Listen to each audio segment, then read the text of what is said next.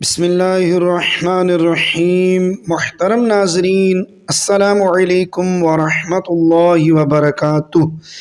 اس video میں آپ جان سکیں گے کہ وہ ایسے جانور جن کی قربانی جائز نہیں ہے، عیب دار جانوروں کی تفصیل جن کی قربانی نہیں ہوتی۔ ایسا پاگل جانور جو چرتا نہ ہو، اتنا کمزور کہ ہڈیوں میں مغز نہ رہا، اس کی علامت یہ ہے کہ وہ دبلے پن کی وجہ سے کھڑا نہ ہو سکے، اندھا یا ایسا کانا جس کا کانا پن ظاہر ہو، ایسا بیمار جس کی بیماری ظاہر ہو، یعنی جو بیماری کی وجہ سے چارہ نہ کھائے، ایسا لنگڑا جو خود اپنے پاؤں سے قربان گاہ تک نہ جا سکے، جس کے پیدائشی کان نہ ہوں یا ایک کان نہ ہو، وحشی یعنی جنگلی جانور جیسے نیل گائے، جنگلی بکرا یا خنثی جانور یعنی جس میں نر و مادہ دونوں کی علامتیں ہوں، یا جلالہ جو صرف غلیظ کھاتا ہو یا جس کا ایک پاؤں کاٹ لیا گیا ہو، کان، دم یا چکی ایک تہائی سے زیادہ کٹے ہوئے ہوں، ناک کٹی ہوئی ہو، دانت نہ ہوں یعنی جھڑ گئے ہوں، تھن کٹے ہوئے ہوں یا خشک ہوں، ان سب کی قربانی ناجائز ہے۔ بکری میں ایک تھن کا خشک ہونا اور گائے بھینس میں 2 کا خشک ہونا ناجائز ہونے کے لیے کافی ہے۔ آئیے، یہ در مختار کا حوالہ تھا۔ آگے سماعت کیجئے کہ جس کے پیدائشی سینگ نہ ہوں اس کی قربانی جائز ہے، اور اگر سینگ تھے مگر ٹوٹ گئے، اگر جڑ سمیت ٹوٹے ہیں تو قربانی نہ ہوگی، اور صرف اوپر سے ٹوٹے ہیں، جڑ سلامت ہے تو قربانی ہو جائے گی۔ یہ فتاویٰ عالمگیری میں ہے۔ یہ جی مزید سماعت کیجئے۔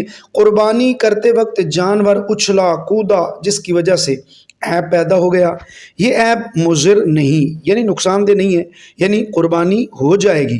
اور اگر اچھلنے کودنے سے عیب پیدا ہو گیا اور وہ چھوٹ کر بھاگ گیا اور فوراً پکڑ کر لایا گیا اور ذبح کر دیا گیا، جب بھی قربانی ہو جائے گی۔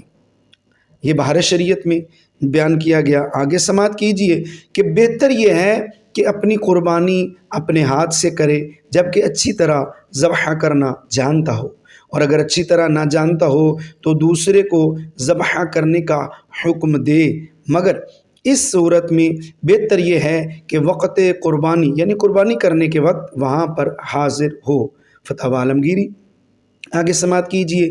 قربانی کی اور اس کے پیٹ میں زندہ قربانی کی ہے اور اس کے پیٹ میں سے زندہ بچہ نکلا تو اسے بھی ذبح کر دے، اور اسے یعنی بچے کا گوشت کھایا جا سکتا ہے، اور مرا ہوا بچہ ہو تو اسے پھینک دے کہ مردار ہے۔ قربانی ہو گئی اور اس مرے ہوئے بچے کی ماں کا گوشت کھا سکتے ہیں۔ آگے سماعت کیجئے کہ دوسرے سے ذبح کروایا اور خود اپنا ہاتھ بھی چھری پر رکھ دیا کہ دونوں نے مل کر ذبح کیا تو دونوں پر بسم اللہ کہنا واجب ہے۔ ایک نے بھی جان بوجھ کر چھوڑ دی یا یہ خیال کر کے چھوڑ دی کہ دوسرے نے کہہ لی ہوگی تو مجھے کہنے کی ضرورت کیا، تو دونوں صورتوں میں جانور حلال نہ ہوا۔